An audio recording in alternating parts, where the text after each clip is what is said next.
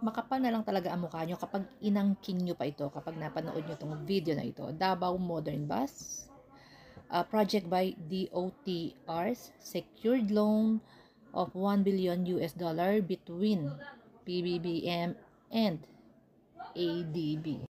Ano po ba ang meaning ng ADB? Ang ADB po ay Asian Development Bank. So, this is between PBBM and Asian Development Bank na naganap po noong July 1, 2023. Ayan po, litrato pa yan ha, ni PBBM at ni Baste, ni Barbie. So, nandiyan po si Baste. Respeto po, dahil siya ang mayor that time. Respeto po. Nag-courtesy call ang ating Pangulo sa inyong mayor.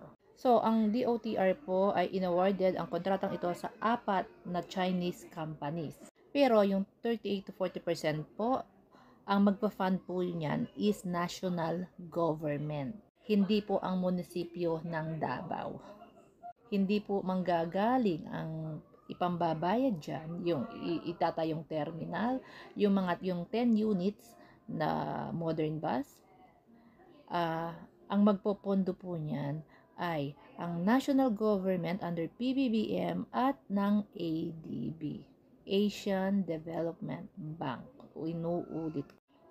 So, yung pong, gaya na sinabi ko, 38 to 40% manggagaling po sa national government, and yung pong balance, yan po ay babayaran. Huhulugan pa rin po yan ng national government.